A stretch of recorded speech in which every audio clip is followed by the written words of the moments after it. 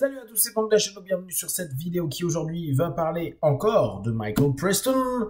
Donc, Medicine of the Mind, on parle pas du bouquin, on parle des vidéos. Je vous avais laissé le lien, vous pouvez les trouver sur YouTube. Là, je vous parle des 3 premières vidéos, il y en a 9. Ça représente à peu près 5-6 heures de cours. Moi, je trouve le cours vraiment sympa et structuré. J'aime bien l'énergie de Michael. Je trouve qu'il a vraiment une vraie implication et une vraie énergie très orientante dans sa façon de faire de l'hypnose. C'est de l'hypnose qui reste de l'hypnose directe. Et vous allez voir, il dit certaines choses que je trouve très pertinentes. Première chose, prendre attention à ce que l'on pense. Alors, il part du postulat que tout est issu des pensées. Notre comportement, notre façon de fonctionner, notre façon de réagir est lié aux pensées que l'on a.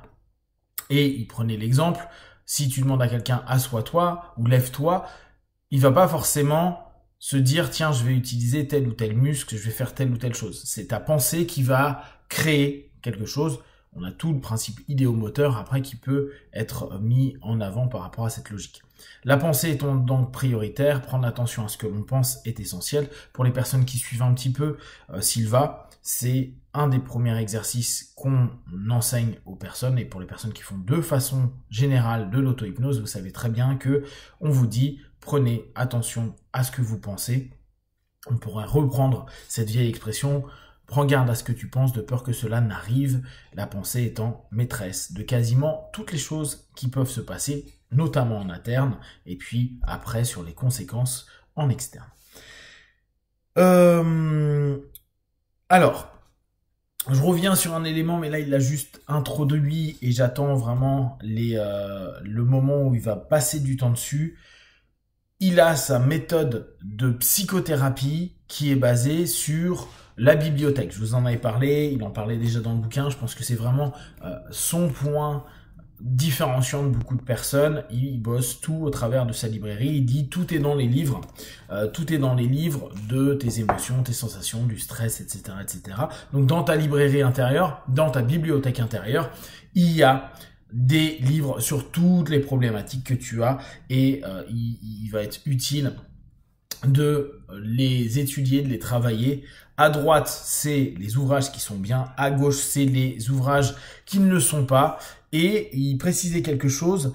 Dans les ouvrages pas cool, donc à gauche, qui sont en général stress, malaise, mal-être, problématiques de vie, deuil, etc., etc., il faut pas les ouvrir. Alors qu'on peut ouvrir ceux qui sont plutôt cool. On reverra ça quand il donne plus d'explications et plus de détails sur son travail psychothérapeutique.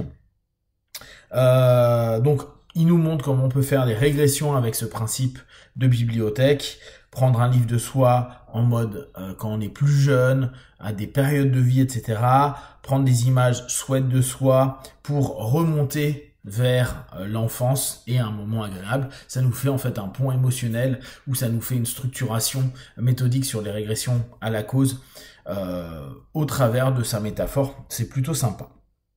Voilà, donc ce que je mettais sur la partie gauche, c'est ceux qui sont en général moins cool et qui ont des noms comme stress, peur, anxiété, etc. Alors, il estime que le travail en psychothérapie, c'est un mind surgery, donc c'est une chirurgie de l'esprit. J'aime bien l'idée de se dire, on est en train de faire une opération sur la psyché du partenaire. Et là, je mettrai plutôt ma vision des choses, nous en accompagnant le partenaire. C'est le partenaire qui va en fait se faire sa chirurgie. Nous, on va un petit peu l'orienter, le guider, l'interroger pour qu'il puisse toucher les points qui sont les plus justes pour lui et aller vers le succès qui lui convient. Tout commence par une pensée pour activer un programme. Donc, comme je vous l'expliquais précédemment, la pensée est prioritaire. Il est vraiment dans cette notion de se dire, si vous commencez à bien bosser les pensées, et l'hypnose est un moyen pour modifier les pensées, réorienter les pensées. La suggestion est une pensée qui, une fois admise, peut être complètement créatrice de plein de choses, bah, vous êtes déjà en train d'améliorer des états psycho-émotionnels ou physiques, etc., etc.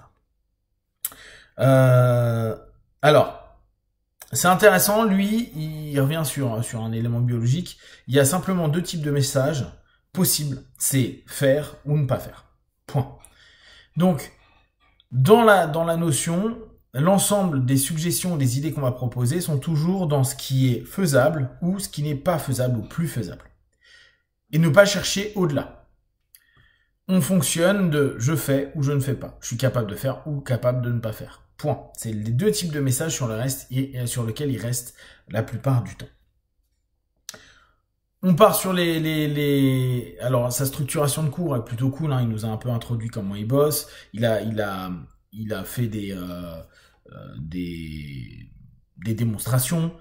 Et puis, au fur et à mesure, bah, il passe sur tous les principes de qu'est-ce que c'est l'hypnose, une forme de pré-talk, les notions d'induction, d'approfondissement, et il est énormément pour la relaxation progressive. Et là, sur la fin de la 3e vidéo, il y a quelque chose que je trouve très pertinent, même si j'y adhère pas, mais je trouve ça pertinent. Il dit, vous faites les inductions rapides et instantanées, en l'occurrence instantanées, aux urgences.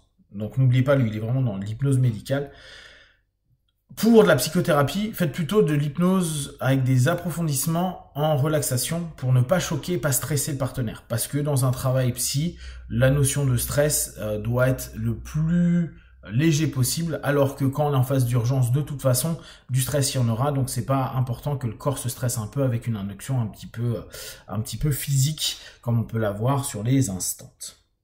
Je trouve ça assez pertinent comme remarque.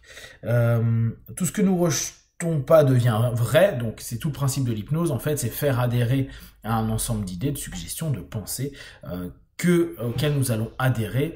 Et donc, si on rejette pas une idée, c'est que potentiellement, on va pouvoir créer une réalité de cette pensée-là, de cette suggestion, de cette idée. C'est pour ça, moi, dans mon modèle, je vous propose souvent le facteur de jugement qui va permettre ou pas d'adhérer ou de valider certaines pensées, logiques, suggestions proposées.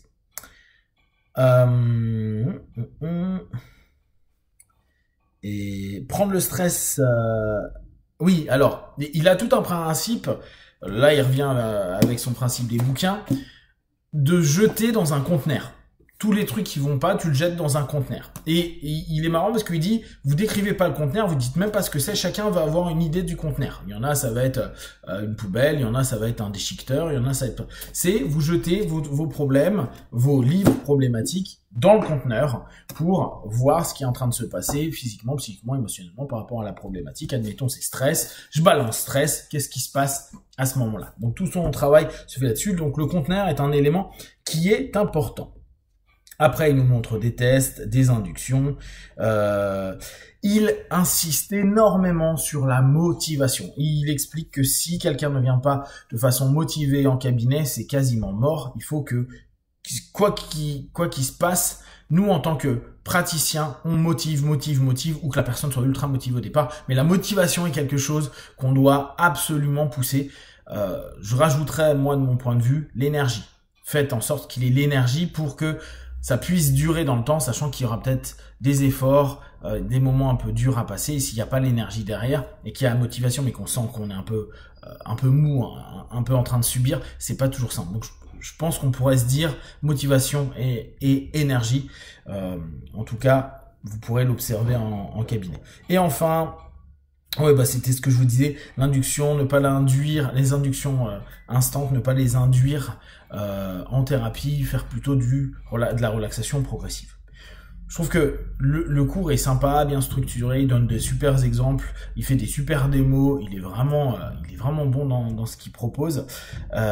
Et vivement que je puisse bien vous décrire comment il bosse sur la bibliothèque pour vous donner plein de détails, parce que je pense qu'il va donner des éléments qui sont très pertinents et qui pourront vous aider. Si vous avez des questions et des remarques, partagez sur Facebook, YouTube. Si vous voulez voir les vidéos, allez sur YouTube également. Et comme d'habitude, de tout ce que je propose, ne prenez que ce qui est bon et juste pour vous. Testez, observez, analysez et concluez. Be one, ciao.